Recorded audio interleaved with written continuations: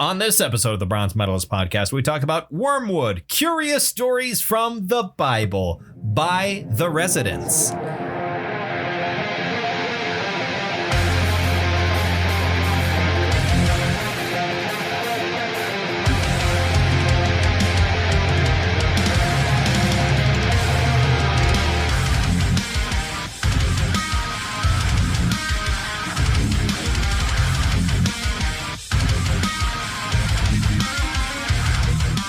Hello, everyone. Welcome to another episode of the Bronze Metalist podcast. I'm Kale. I'm OJ. We're two professional broadcasters. We like metal and we like to talk about it, but sometimes we like to take some time out of our time to talk about albums from a time where people made things that were not metal. During September and March, all of the albums that we listen to are from other genres that are not within the wide umbrella of metal music. Because we have wide and varied tastes. Right. I feel like for both of us, the majority of we like wow, this is going to be a rough episode. Huh? I can tell. What I was trying to say is the majority of what we both like, I feel like could be described as metal. Right. But there's plenty of stuff outside of that that we also enjoy. So we take some time to talk about how are you doing? You talk. I'm doing good. I'm doing good. Everything is fine, my dude. Sure. Yeah. Sure. So the other day I'm at the grocery store, and you know, in these trying times, a phrase we've said way too many times over the last 3 years. I will if I could keep a phrase out of the mouths of all other people forever. That one. It would be that one. But you know, I feel like there are many other phrases that would be probably higher up on that list just for reprehensible shit people say. But you know, oh my God. Go on with your story. There's a cat that needs me. Oh, she sped off. She's gone. All right. Well, anyway, I was at the store. You know, we've all had to tighten our belts. Yes. And I found thick cut applewood bacon for $2.99 a pound. Okay. I'm like, I'm going to buy as much of this as I can conscionably purchase. And then I'm just going to have Bacon Fest all week at my house. There we go. And it was great. Sounds like a good time. Yeah, that's the exciting thing in my life right now. Are you saving the grease for anything big? I haven't been. Oh, come on. You got to save the bacon grease and then do something else with it. I just know it's a thing people do. My former mother-in-law used to use it as mayonnaise. She'd toast some bread and spread bacon fat over it and just eat it. So she would use it as spread. Yeah. Because you can't use a thing that's not mayonnaise as mayonnaise because mayonnaise is a specific thing. I suppose she would use it in the manner in which you would use mayonnaise. Okay. Yeah. So I could fucking call anything I put on bread mayonnaise. Sure, you can. That's true. Is that motor oil? No, it's mayonnaise. It's mayonnaise. It's Pennzoil mayonnaise. Pennzoil mayonnaise. See, I wrote it there in Sharpie on the bottle. Is that synthetic mayonnaise? Synthetic mayonnaise. What kind of mayonnaise do you use? 5W30? Classic synthetic mayonnaise. That's like some Warhammer 40K shit. Right. Just like corpse starch, which is a ration the Imperial Guard eats. And guess what it's made out of? Corpses. Because cannibalism, I guess, isn't really frowned upon in the far future. But yeah. Will you stop? I was just telling you before we started recording about how I appreciate that my cat is quiet. And not a nuisance. And the gall of me to have a laptop on my lap because the album we're talking about today is fucking bizarre as hell. And I need to have reference material open and ready to go in order to talk about it. But here's what I'm noticing as an observer of this particular situation. I'm seeing that you had the laptop in your lap. She's like... And she's like, I want to be in your lap. And then you take the laptop out of your lap. She's like, never mind. Well, it's because I moved at all. And she's like weirdly skittish.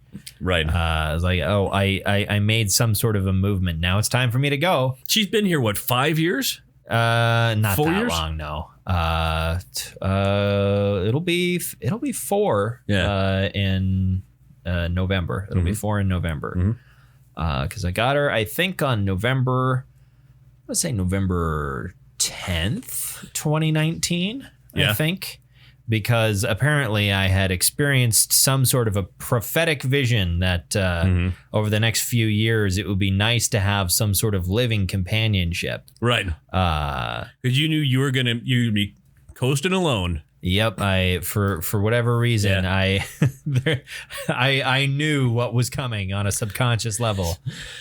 Speaking of which, did I tell you about this? I don't know. So my mother's birthday is on Thanksgiving this year. Okay. And so she calls me, and then I managed to volley.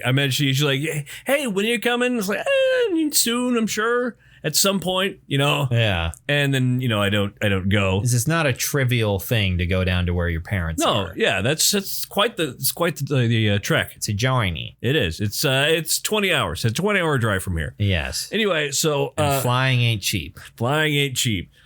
So anyway, so I'm at work. Is it last night? It must have been last night. I'm at work. And my lady friend comes up to me and says, hey, I was thinking we should take some time together. Just you and me. Maybe we could take a flight. We can get a cheap flight from here to Mesa.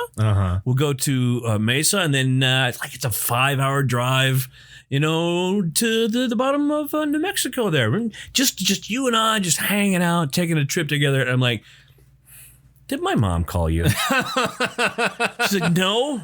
Yeah. Oh my God. Oh wow. That's insidious. Mom's a lawyer. She got to you. Yeah, she got to you. You're compromised. Then I set her on fire.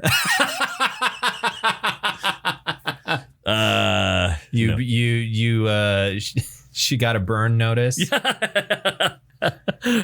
Burn after speaking. Yeah. So are you taking a trip down to New Mexico? Maybe. It might be. Maybe. Something occurred to me in the midst of that, and then it disappeared. Yeah. Like a fart on the wind? A fart in the wind. So I don't know. Is anything going on with you? What's happening in your world? Nothing really. You still playing Baldur's Gate? Yes, I'm still. I'm getting pretty close to the end, I assume. It's one of those things where I will, if there's any delay in my evening stuff, because normally when I'm playing through a game, I will sit down and start playing it at 7. Okay. And I will usually play video games for about 3 hours from 7 to 10. But if there's some sort of delay in that for whatever reason, instead of accomplishing anything in Baldur's Gate, it just ends up being an hour and a half to 2 hours of just me sorting my inventory and buying stuff and cycling through companions and managing their inventories. The one thing I will say about Baldur's Gate 3 is the inventory management, both for your personal character and for your the companions, sucks. I don't care for the inventory system, at least the way that they have it set up. It's there are ways you can sort the items in your inventory, but ultimately they just end up in one big stack. Yeah. They're not separated by categories. So everything is touching each other, which can make it difficult to tell what item is what. And you can sort it to where all of your weapons will be next to each other, but it will be one continuous block of items in your inventory. And if there is an item that you left in the inventory of one of your companions and then dismissed them from your company to send them back to camp, you cannot access their inventory until you get them back in your party. Right. And there's no quick and easy way to swap people in and out of your party. You have to get into a conversation with them. Then you have to say, hey, I'd like you to go back to the camp, and they're going to have a sassy comment about how they don't want to. And then you have to tell them that you're sure you want them to do it. And then you have to go over to the other companion and ask them to follow you. Then you open their inventory and look through it. And then if they're a companion that you don't want to have following you around, which is usually the case for me, I'm like, okay, well, bye. I'll go see you later. Now I have to go back to the person I dismissed and talk to them. Ask me to fucking hell. Just let me access people's inventory while they're standing around in camp. Just have it all be one big thing. Let me access everybody's inventory. And then when I leave camp, be like, hey, who do you want to go with you when you leave? These 3 people? Cool. You're good to go. Like, I feel like that would be a much snappier way to get that done instead of having to fucking talk to everyone and experience the same. Because it's not new dialogue every time. It's just the same it's the same dialogue every time. You're like, hey, stay here. Hey, come with me. So it's like, there's no reason to have a cutscene there. And it bothers me. It's the sort of thing like, I know like one of people's biggest complaints about the newest, it's not new anymore, but the newest Animal Crossing game is how there's like 15 loading screens to go and do anything. Like there's so many loading screens for this extremely basic game. Right. That does not need you to things to fade in and out. It's like, no, just go, fuck. Yeah, that sort of like quality of life stuff ends up bugging me a lot, where it's just like, I just want to get it done quicker so I can go back to doing actual fun stuff instead of having to manage inventories and that sort of thing. Or like, what I end up doing is trying to evenly distribute healing potions between party members. And that can get a big pain in the ass because there will be party members who are dismissed who have some good juicy healing potions in their inventory because I gave it to them, but they don't need them anymore if they're just sitting around in camp. And so rounding them up from everyone can be a pain. And yeah, these are nothing problems, but they're just things that bother me. It just reminds me of if I were to go back to my laptop version, I would be able to walk around anywhere in Tamriel and somebody has some of my shit. Yeah. Everybody, follow me. Can you carry all these weapons? Here's a companion, and look at that, an inventory full of random junk. It's inventory stuff is almost always one of my least favorite parts of any game. Right. It's just tedium, and it bugs the hell out of me. Having to manage that stuff when I could be doing something that is more fun, more meaningful, and like any way to streamline that I really appreciate. Yeah, there are people who that's their thing. Yeah, they love organizing stuff. Yeah, it's not me. I was married to a woman who did that. I just can't. You want to get her something cool? Get her notebook separators. Get her a shredder. Get some Post-its. Get her a whole lot of pens. The world needs folders. People like that. Yeah. The world desperately needs people like that. I need people like that. You're sitting in my apartment. You know that. I can see that. And it's funny because I was in that relationship for so long that when I got to my apartment, like I almost panicked. I'm like, immediately, we're going to learn to organize, or this is just going to be the chaos from 16 years ago. It's going to be a disaster. Don't let that begin. Don't revert. Don't. No. Oh, there's a cup that's dirty. Go wash it. Wash the cup. Oh, clothes, April. Wash the clothes. Don't let the clothes become the entire decoration of your apartment. Wash the fucking clothes, dude. Wash the clothes. Put stuff away. I keep on like, I have like daydreams about. This is the most bachelor thing ever, but it's like I have daydreams about like what my life would be like if I was a more organized person. all the things I could get done if I was just more organized. Right. I'm like, wow, that would be nice. I'm gonna not do that. Yeah, you're daydreaming about this while you're sitting completely still. Like I will be like, okay, I could take a calendar and I could write, I'm gonna do this on this day, and that would keep me. I would do it then if it was on a calendar. No, you wouldn't. No, you wouldn't. You wouldn't do that. Don't lie to yourself. And it's but I could force myself to do it. And that's the thing about habits. If you don't already have them, you have for a while. You have to force yourself to do them until it becomes a habit. And for me, I feel like for me, an extremely habitual person, if I could work up the willpower to get through those first few months and develop a healthy habit, it would be very good. But goddamn, is it difficult. Cale Borner putting the bitch in habitual. Yeah, goddamn.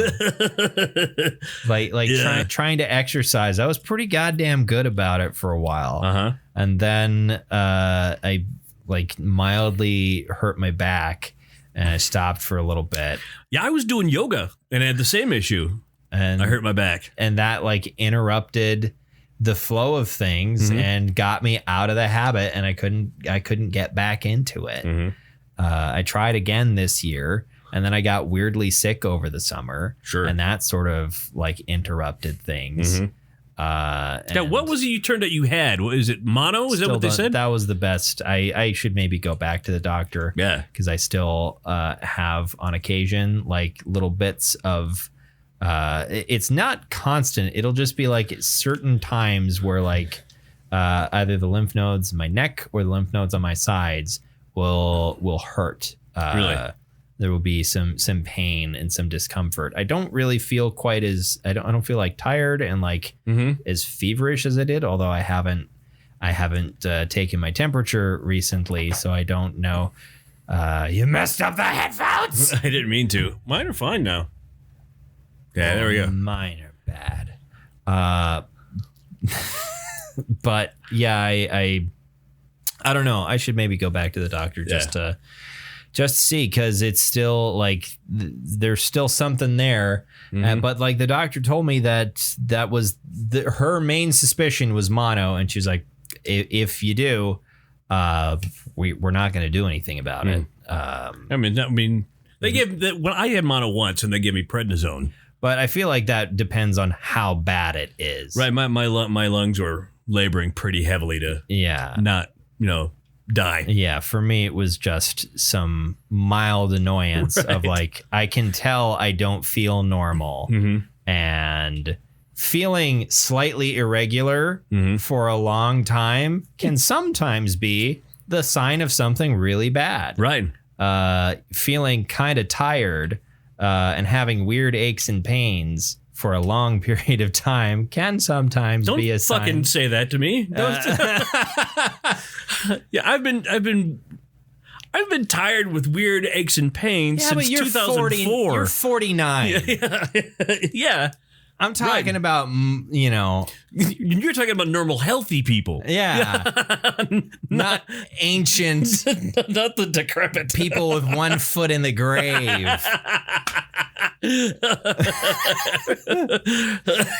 You're practically dead, old man. Yeah. I'm talking about people full of vigor like myself. Right. Yeah, because you're full of vigor. Yeah. Yeah, sure you are.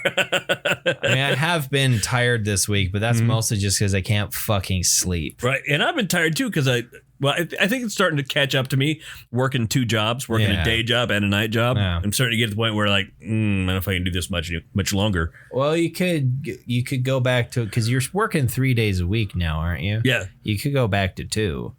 Yeah. That might help. But I like the money though. The money's good. It's good money. Yeah. I don't know. And and coke and hookers are the cocaine and the hookers expensive. I'm sure. Yeah. Those things aren't cheap. No, they're not.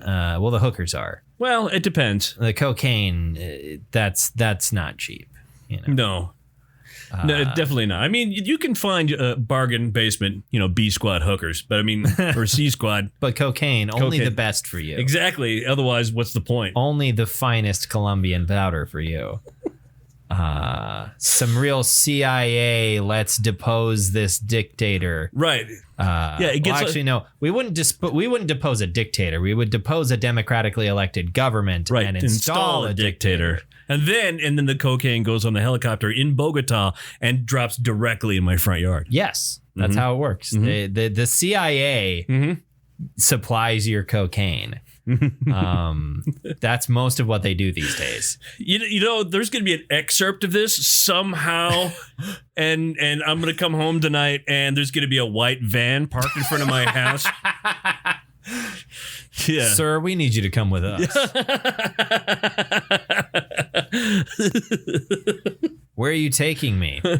Don't worry about it. Yeah. Taking you to the post office. To the post office. Because we're going to mail you somewhere. In several packages. That's what they called the black site and the blacklist. Oh, the post office? Yeah, because it used to be a post office, but now it's nothing. No, it's nothing. Nothing is here. I for whatever reason, because I don't think I've ever really watched the Blacklist, but I know it's James Spader, right? Yep. For whatever reason, I just picture all of his lines is his character from The Office. Oh, sure. California. I'm the fucking Lizard King. You don't even know my real name. Robert California. Robert California. The thing, for some reason, in my mind, it's the original Stargate movie is what I think of James Spader from. Really? Yeah. See, for me, I can't think it like the Stargate is not what comes to mind simply because I don't think I actually watched the Stargate movie. Really? Until I was like a teenager at the earliest. See, I watched it when it came out. I grew up watching Stargate SG-1. Sure. And so Daniel Jackson is Michael Shanks, and right. I cannot see anyone else as that character. And the two different versions of Jack O'Neill might as well be completely different people between Kurt Russell and MacGyver. What the hell's that actor's name? Yeah. Oh my God. I can't remember. MacGyver is. I'm gonna remember this. Oh, my laptop's not connected to the internet for some goddamn reason. Richard Dean Anderson. Yeah. I just remembered it. But yeah, I can't, they might as well be completely different characters. Jack is a slightly more serious character in the first couple seasons of the TV show. Yeah. But he starts getting funnier and more lighthearted and loose as the show goes on. Whereas in the movie, he's not funny at all. He's he's suicidal, an incredibly serious and suicidal character. Which that part never really goes away with Jack, but he lightens up quite a lot pretty quickly. Right. Especially when you consider the show as, well, he's not on the show for all 10 seasons. I think Richard Dean Anderson retired season 7 or 8. That would have been cool had they brought Snake Plissken back. Yeah, they brought Kurt Russell back for this mid-budget sci-fi original series. Although what channel was I'm trying to remember what channel the first couple seasons were on. Was it Showtime? Was it? On? Well, because there's tits in the first episode of Stargate SG-1. Yeah. Which I hadn't seen anything from the first couple of seasons until, again, I was a teenager. Sure. And it was on. I think my mom was watching. I was like, "There's boobs in this." So I think I was in college at the time. I was just like, "There's boobs in what?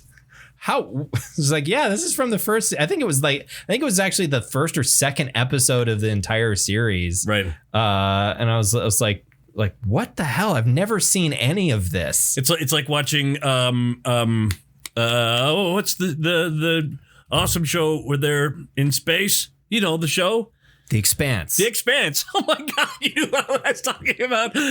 Well, because I was thinking it was a science fiction show that has two, was on two different channels. Right. One being a premium service and the other being Amazon.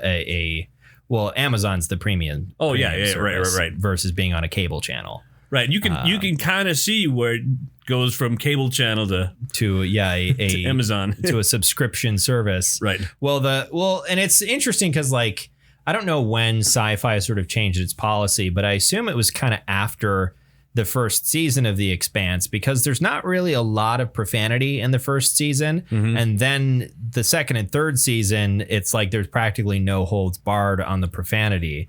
But those were still on Sci-Fi. Right. I suppose, yeah. So I think Sci-Fi at some point worked out some sort of deal with their advertisers where they're like, hey, we're going to start using more profanity on our shows because we've taken a look at our demographics and they're not going to care about profanity, being played on a show before or after your ads. And I guess their advertisers are like, okay, that's fine.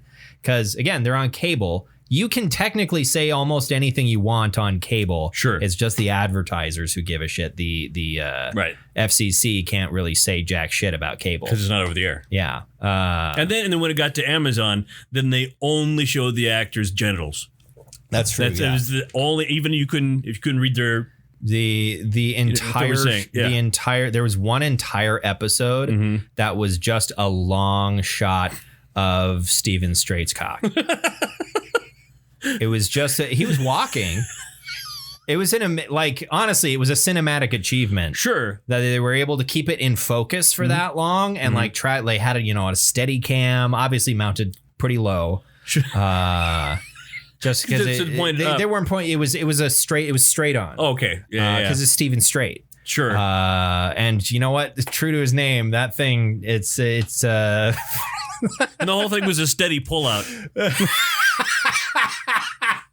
Sure. It was the Hitchcock shot. Where the camera is moving forward but zooming out at the same time. Right. Which is weird they were able to do that for 44 minutes. Yeah. It's incredible they were able to do that kind of continuous shot for 40 entire episode. Real Spielberg oneer, as they say. That was a bizarre tangent.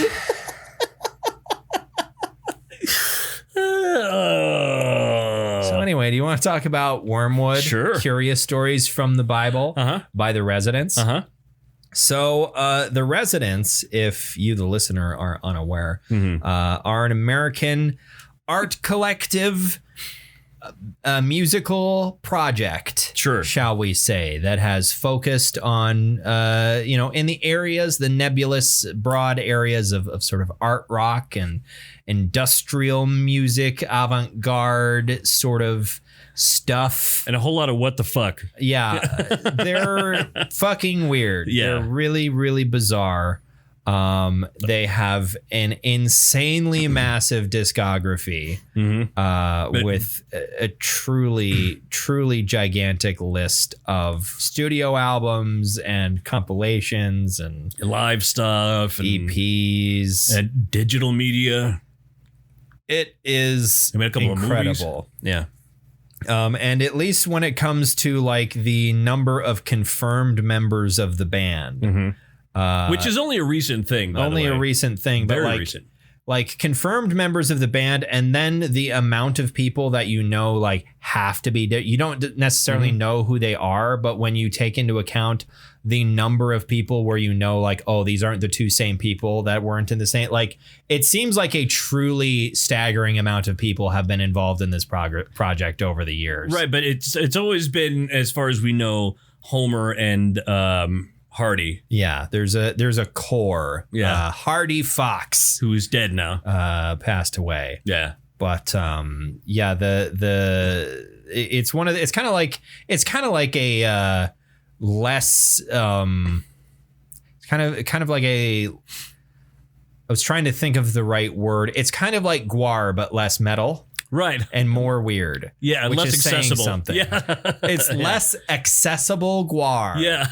Which, I mean, Gwar isn't necessarily the most inaccessible thing in the world. They're a relatively high profile band. That makes some pretty straightforward metal music. Exactly. But, I saw Gwar at Warped Tour one year. Yeah.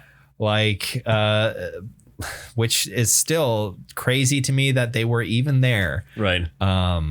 But in any case, Wormwood is a concept album that came out in 1998. It doesn't even say on Wikipedia what number album this is. Like, it doesn't even say it's their 28th studio album. It doesn't say, because I'm not sure anyone else knows either. Right. So all their stuff has been so spotty as far as availability or whatnot. You don't know if maybe you're missing something. Yeah. It's hard to say. Their discography is an eldritch being. Yeah. I feel like to know its fullest extent would be to gaze unto the face of madness and lose oneself for all time. Right. So yeah, it is a concept album. It was released in 1998. They had gone through a period at the time where they were not making concept albums. They had made a variety of other concept albums, but throughout starting in the early 90s, they had just started releasing albums that were made up primarily of just songs. Here's some songs. And then they went back to making concept albums for Wormwood, which has, I think, a pretty straightforward concept. Like, it's not that esoteric of a concept. It's not difficult to understand the concept itself. This did piss a lot of people off, by the way. I can absolutely see why and how it would piss a lot of people off. Yeah. I don't think it's necessarily I understand why it would piss people off. I don't think it's reasonable to be pissed off about it. No, yeah. But because I don't think there's anything yes. Okay, so here's the concept. Right. You, the listener, here's the concept. It's, as the album title suggests, curious stories from the Bible, or by curious, they mean fucked up stories from the Bible. Yeah. 17 out of the 20 songs are feature retellings of Bible stories from the Old Testament, which, anyone at all familiar with Christianity and the differences between the New and Old Testament, there's a lot of fucked up stuff in the Old Testament. Some real shitty stuff that God apparently got up to. Because he was an asshole back then, I guess. I feel like there's so much, if you go to church, and we talked about this earlier today, like there are a lot of Bible stories from the Old Testament that I am completely and totally unfamiliar with. Not that I was, super attentive as a youth when it came to anything to do with church. But there's a lot of stories in here that I had completely forgotten about and don't remember hearing about in church or in Sunday school, that are all from the Old Testament, because I think a lot of different sects of Christianity, at least outside of some of the more fundamentalist ones, tend to ignore them because they paint God in such a negative light. Right. Because the God of the Old Testament and the God of the Jewish people at the time, bloodthirsty, was not seen as a kindly figure, as I understand. He was, as I understand, regarded as a figure to be feared. Right. Before Christianity sort of rehabilitated the image and presented him as a fatherly and all loving figure. Right. Whereas the vibe from the Old Testament is wow, this guy sure loves killing people. He's people talk about how capricious the Greek gods are. It's the God of the Abrahamic religions, all the different ones under that umbrella, he's not much better. He just, does a lot less of the raping than the Greek gods did. Right. He prefers to just let that happen to other people instead of getting involved in it himself. We're getting deep into blasphemy in this episode. Well, it was inevitable. Well, because the subject matter of the album is a lot of the darkest moments of the Bible in general, and a retelling of them. And they're stance was not necessarily to condemn the Bible necessarily, but to just remind people like, hey, wait, here's the story. You know that book you guys really love? Uh-huh. Remember this weird thing that happened in it? That was pretty messed up, right? Just think about that. However, maybe you think it's cool that, human sacrifice and decapitation and... So there's a lot of different, there's 20 different songs. Each of them is a different Bible story. And they're all about messed up stuff that happened in the Bible. Yeah. For example, incest and... Yeah. Let's see, there's How to Get Ahead, for example. Right. About the death of John the Baptist. That one, of course, that one's from the New Testament. There's not a lot of really messed up stuff in the New Testament.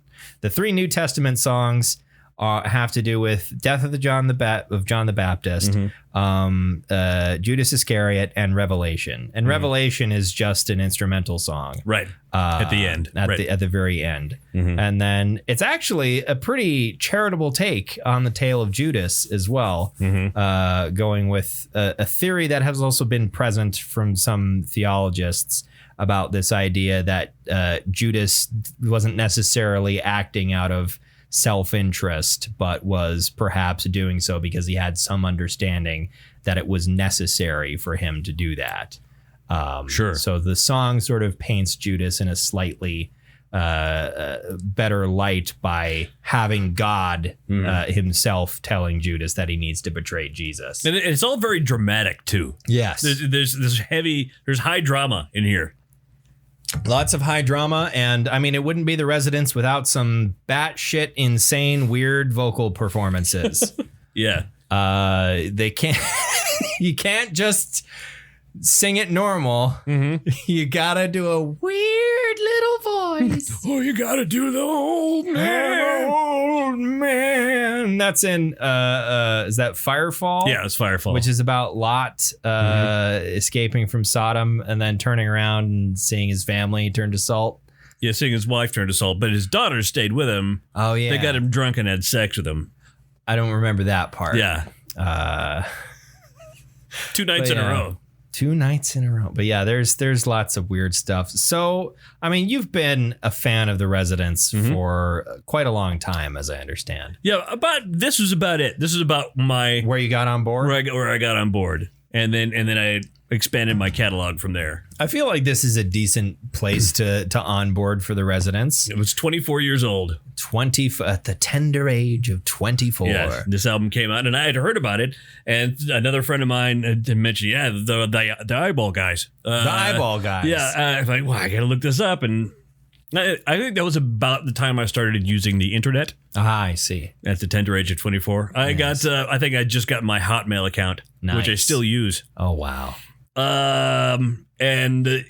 I went to the Smelly Tongues website. Smelly Tongues? Yeah. Was that the name of their website? Mm-hmm. That's the name of their fan base, the Smelly Tongues. Is that where there's a guy I was reading about because I was trying to find information about the album. Is his name Uncle Tim or something like that? Who's he's not a member of the band, but he's a close friend of theirs that manages their online stuff or something like that. The funny thing is that the Residents themselves have so many different names. Yeah. Yeah. Hey, we're the management team for the Residents. Really? You 4 guys are the management team for the Residents?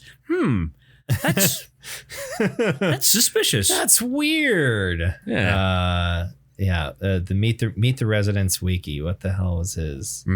What did I see? Because the quote that the band, it was a quote from this guy about what the album was about. Uncle Willie. Uncle Willie instead. Yes. I might just read it. To quote Uncle Willie, the word Bible means book in about 100. What? Oh, sorry. The word Bible means book. In about 100 CE, Christian scholars collected writings about the prophet Jesus of Nazareth, selecting certain texts, eliminating others. They canonized what is now the New Testament. They combined this with the Hebrew Bible, the Old Testament, to give historical and philosophical context for their new teaching. While the Old Testament introduces us to the Israelite God Yahweh as a dark figure bringing death whenever he appears, Jesus revolutionized the concept of God as a father figure. All Bibles are translations of no longer existing original writings and, unavoidably, reflect the politics and religious prejudices of the organization paying the cost of the translation.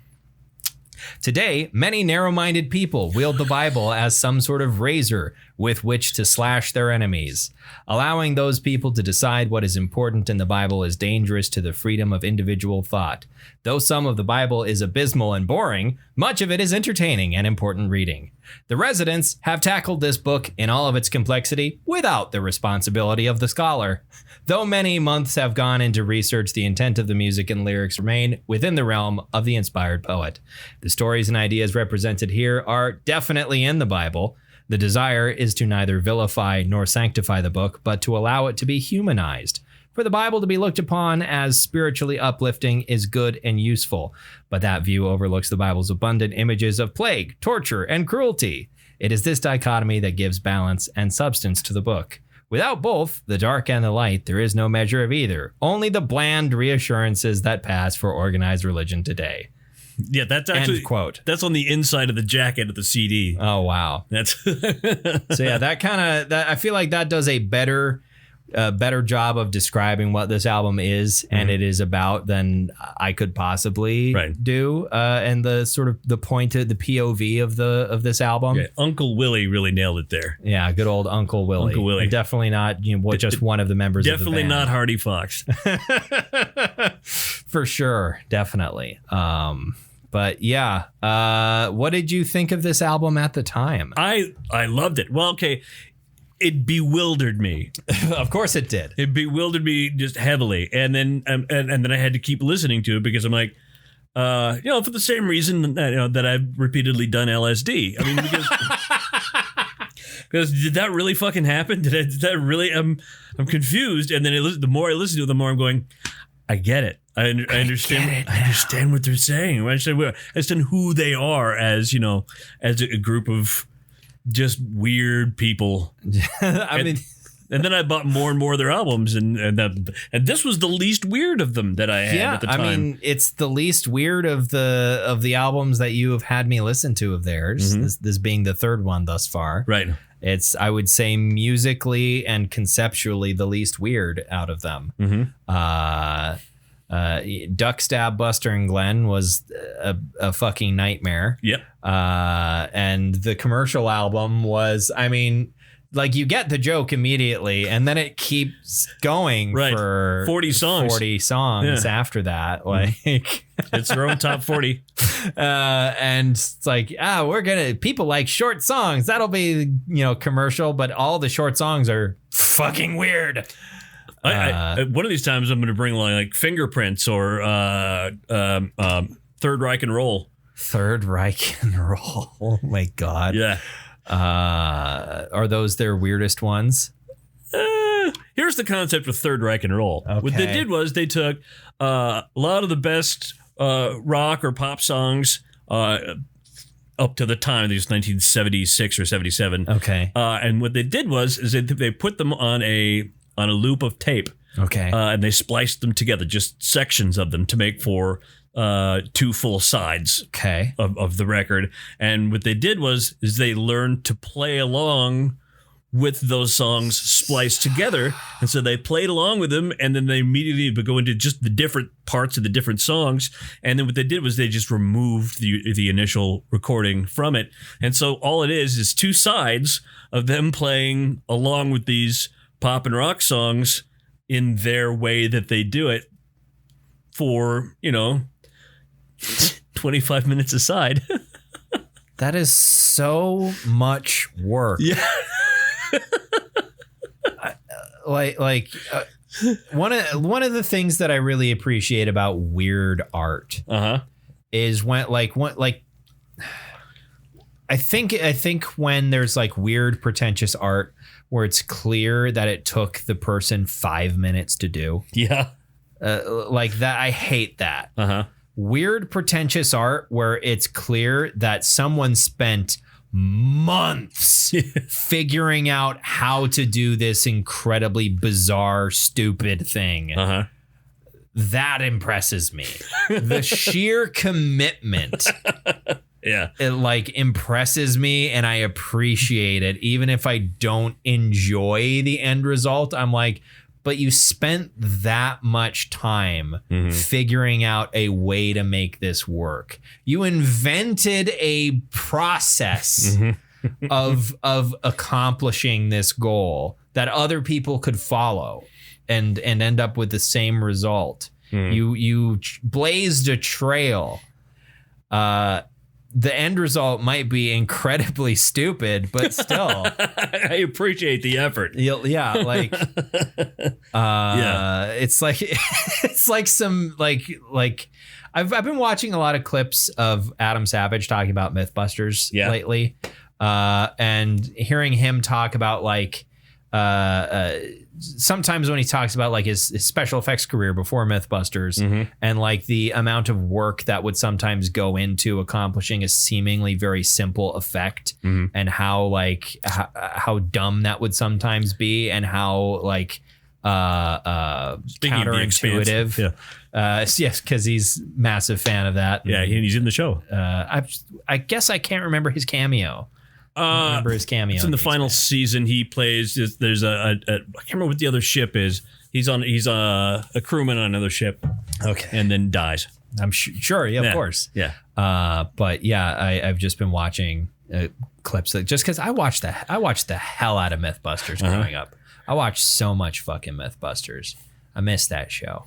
It was a gift to television, I think. But in any case.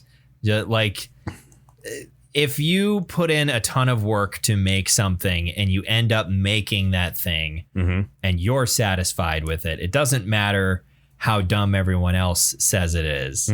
It's not dumb because you did what you set out to do. Right. I don't know. Like, I'm learning to make caramel. And how's that going? Terrible. I mean, it's going bad, but are you making progress? I'm making slow progress. I bought a candy thermometer because the first few times I did it. I'm candy thermometer. I'm here for your lap dance. I'm 58 years old. 58 years young. My grandkids keep me active. Now put this between your teeth.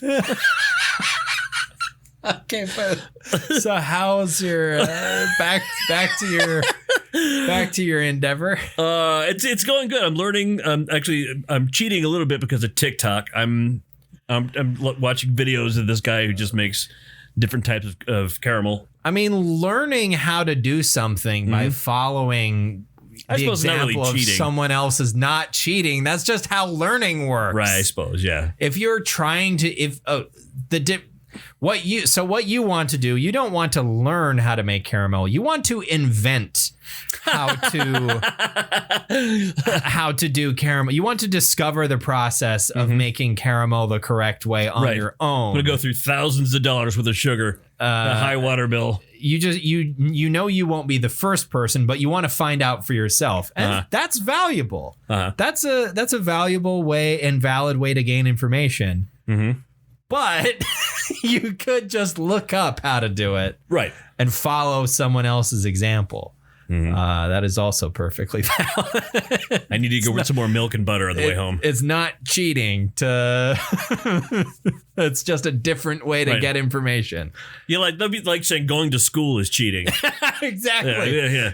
Like you didn't invent how to do math on your own. You didn't invent numbers by yourself. That's cheating. I'd be weird if you were locked in a cave somewhere and you came up with fucking algebra and then came out into the world and you're like, after all these many years, have learned this system of doing math with letters and shit. And everybody goes, yeah, I mean 7th grade math. Yeah, we've got quantum physics, dude. Yeah, we got like sure. I mean, that is kind of how, not that it was already invented, but that is kind of how calculus got invented. Well, yeah. With Isaac Newton was like, I want to figure out how this thing works. Well, yeah, I don't know. He wanted to learn how to properly point at the moon. And so he basically just stayed in his house for months and months or some years. Shit like that. Yeah. And barely went out. Who was the other guy that invented calculus at the same time? I can't remember. There was a lot of like mathematicians and physicists at the time that were all kind of working on the same problems at the same time, because that's kind of how it worked. At least in like England, is like someone would propose a problem. Someone would be like, we need to figure out how this works. And a bunch of the Leibniz, bunch of the scholars of the time would be like, we're all going to start working on it and figure out a solution. And they would kind of compete with each other. I can't remember. There's like some polymath that Isaac Newton fucking despised. That was like the head of some department at Cambridge before Isaac Newton became that. And there's no existing depiction of this guy he hated so much, because it is at least theorized, a theory that was propagated at least in part by the 2014 version of Cosmos, that maybe Isaac Newton burned this guy's portrait. That would have been hanging in that office. William Challoner. It might have been. Isaac Newton didn't like a lot of people. Right. And not a lot of people liked Isaac Newton. He was kind of an asshole. Yeah. Right. And an alchemist. Did you know that? He fervently believed in he was extremely religious as well.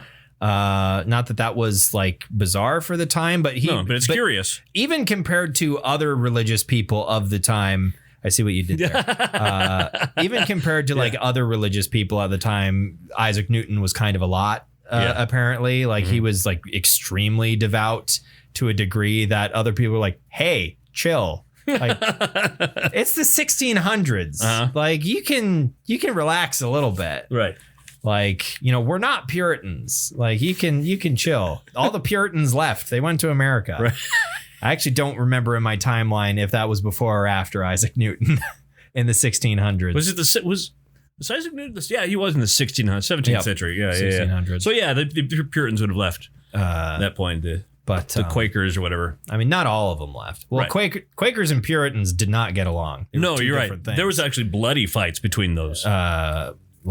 But anyway, there's a really great video. If you're curious about Puritanism, there's a great video from a channel called Atunche Films called In Defense of Puritanism, which is like really weirdly trippy as well, but also does a full detailed like history of the puritanical movement and about how it's not, at least at the start, it's not what a lot of people kind of think it was, where it's sort of like a radically progressive movement for the time. But for the time also means that it was radically progressive for straight white men. But still, progress is progress. But anyway, damn it. Maybe that gets us slightly back on topic for Wormwood, curious stories from the Bible. The name apparently refers to there's an angel that apparently was called Wormwood. I don't know the rest of the story involving that angel, but it's just a thing that I read, that there is an angel that was referred to as Wormwood.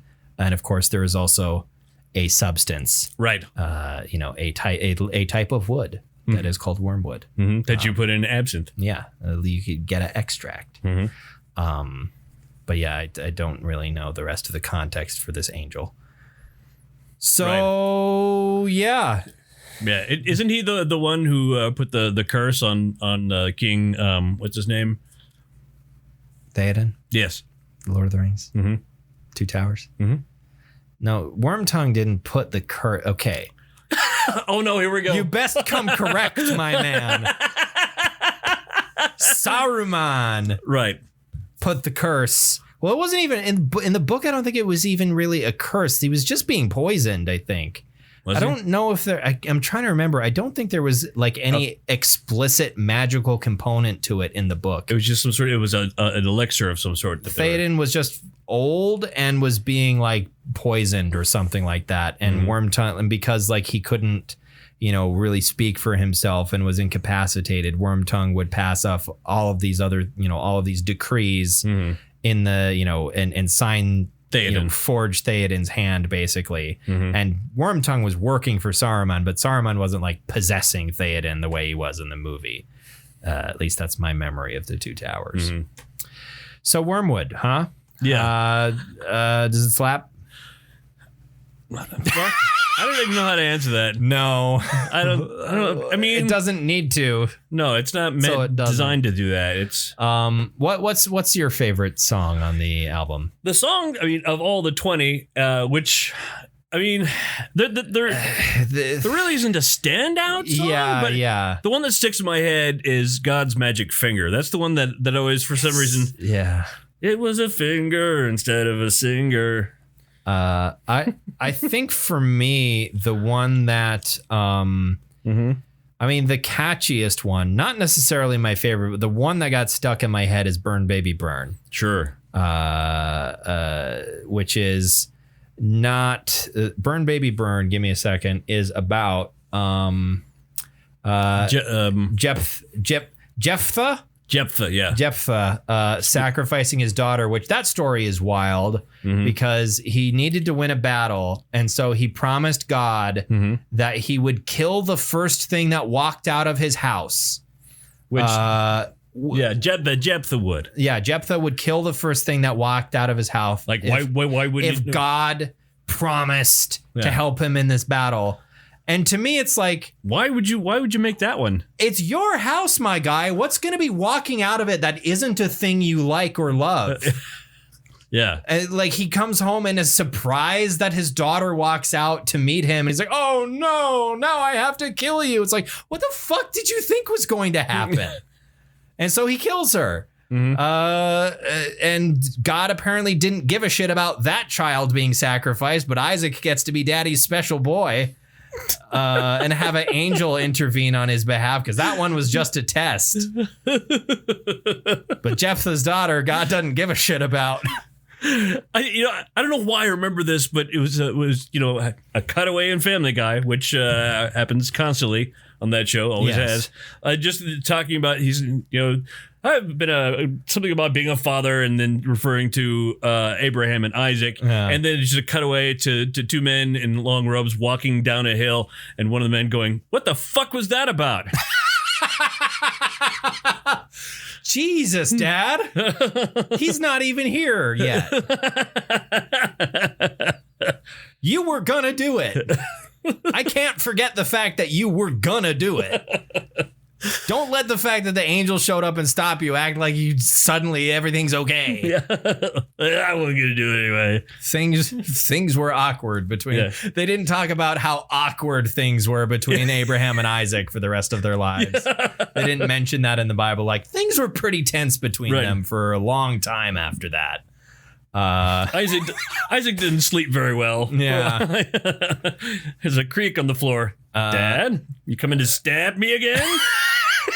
And that was the next song, by the way, is Kill Him. Yeah. Which is, the binding of Isaac. Right. Burn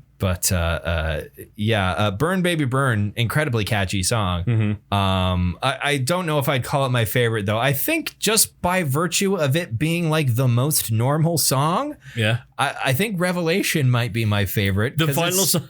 Well, because it's pretty normal, and it's also genuinely pretty evocative of sort of apocalyptic imagery. Right. And also like, as one of the original, one of the OG apocalyptic bits of apocalyptic, I was going to say fiction, which that can offend some people. But anyway, the Book of Revelation is fucking weird. Yeah, it is. It's really, really weird. But anyway, I would. It's genuinely like it succeeds of like being atmospheric as kind of a semi-serious piece of music. Because the other ones, I mean, in the way that the Residents sort of always do, they're all kind of tongue-in-cheeky, sort of. Right. Even though the lyricism and the subject matter is all taken seriously, but something about the vocal performance and how off-kilter it always is, you can't quite take it seriously. Right, and they have to know that. Yeah. I don't believe for a moment they don't know that either. Yeah, well, I mean, Hardy Fox doesn't know. He doesn't know? No. He's completely unaware that their music is fucking weird? Yep. Okay. Because he's dead. Yes. That's like your favorite joke. It's like someone being dead. Yeah. It's like, right. That's like your favorite type of joke. I mean, death is the ultimate punchline. That's true. That's true. All right. What metal would you be the? Oh, hey, I said at the beginning of this episode that this is going to be one of those episodes, and it was. Congratulations on setting out to do something really weird for an hour and then going through with it. I went through with it. Yeah. So what metal are you bestowing upon this album, like Maz Kanata to Chewbacca? I mean, it's more of an art piece and a statement than a collection of music. Yeah. So, I mean, it gets a silver at least, but sure. Yeah, I would also give it a silver. I didn't dislike anything on here except the only thing I didn't like. Yeah. I don't remember what song it is. Yeah. Oh, Bridegroom of Blood. Okay. The section of that song that is nothing but a baby screaming. Yep. Okay. I had to skip it because, I mean, I feel like everyone is pretty well aware that for evolutionary reasons, the sound of a baby crying and screaming is extremely annoying because it's designed to be that way. It's designed to be as attention getting and distracting as possible because we got to go see where that fucking baby's crying. Right. Just in case it's in danger. And it was just like, after about 30 seconds, I was like, I'm done. I can't. Because also it's the same clip. It's not like they recorded a baby crying and screaming for 2 minutes. They recorded a baby crying for 10 seconds and then looped it. So it's the same shit over and over again. I couldn't take it. So yeah, the rest of the album, I liked perfectly fine. There are albums that I've given silver to that had a number of songs on them where I was like, I don't like that.